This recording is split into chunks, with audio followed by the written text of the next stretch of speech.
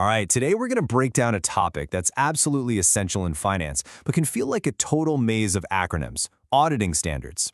These are the rules of the road that make sure we can actually trust the numbers a company puts out.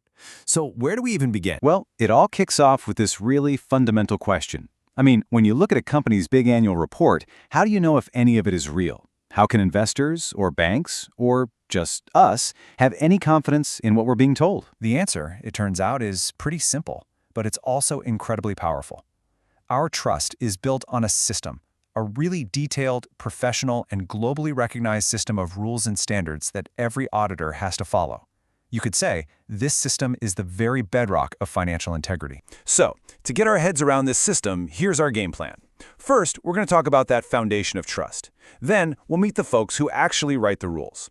After that, we'll figure out how to pick the right rulebook, see that not all rules have the same authority, and then we'll wrap it all up with a simple cheat sheet of the key stuff you gotta know. Okay, so before we get totally buried in the jargon, let's just talk about the why.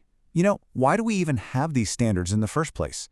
It's because the entire financial market, the whole thing, runs on reliable and comparable information. Without a common set of rules, every company's report would just be a shot in the dark. This quote really gets to the heart of it. See, auditing standards aren't just some checklist you tick off. They're a measure of quality, of performance. And that's the key idea here. These rules aren't just about getting the audit done. They're about getting it done right. Okay, so if we've got rules, somebody's got to be writing them, right? So let's meet the key organizations, the standard-setting bodies that create the rule books auditors have to live and breathe every day. Think of this table as our map to all the different rule makers. For private companies, which we call non-issuers, the rules come from the AICPA's Auditing Standards Board. But for public companies, the ones traded on a stock exchange, those are the issuers. The super powerful PCAOB sets their standards.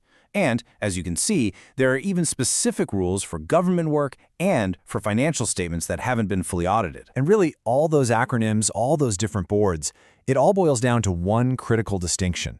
The very first, most important question an auditor has to ask is this: is this company public or private? The answer, issuer or non-issuer, sets them on a completely different path and determines which rulebook they have to follow. So yeah, that single question, public or private, splits the entire auditing world into two main paths. Let's take a closer look at the two different rulebooks that come out of that one decision. And this illustrates that split perfectly. Over on the left, you've got SAS, or Statements on Auditing Standards. These are for the non-issuers. Think private companies, nonprofits, that sort of thing.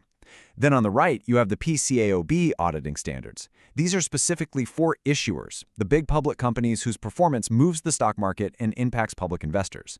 It's two different worlds with two different rulebooks. But of course, it's not always about a full audit. Auditors do a bunch of other jobs, and there are specialized rulebooks for those too. SSAEs, for example, are for when an auditor needs to check on something specific, like a company's claims about its cybersecurity. SSARs are for when they help a small business with its financials without doing that full-blown audit. GAGAS, as we saw, is for government work. And then, hovering over everything, are the Code of Professional Conduct and Quality Control Standards. Those apply to everybody. Now here's where it gets kind of interesting. Within these rule books, not all the guidance has the same weight. This is where we get into what's called the GAAS hierarchy.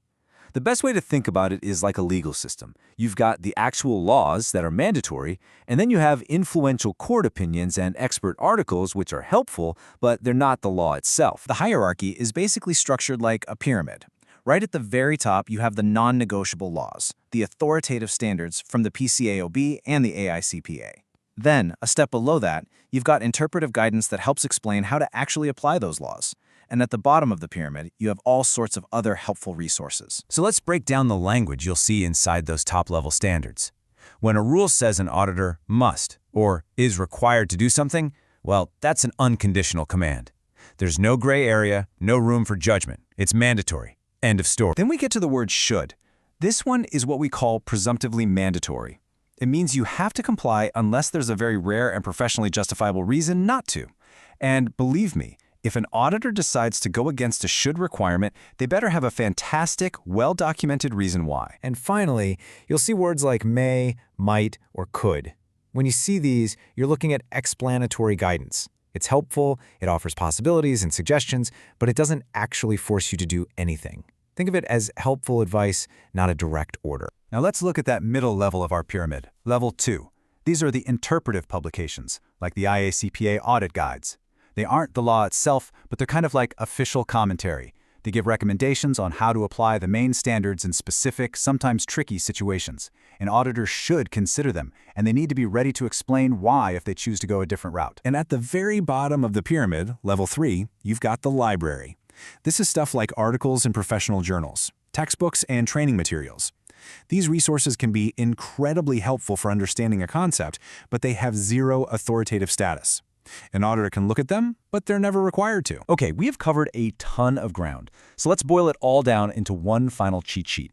If you're studying for an exam or you just want to remember the most critical points from all this, this is the slide for you. All right, let's lock in this core knowledge. First, applicability. SAS is for non-issuers, PCAOB is for issuers. Simple. Second, the hierarchy.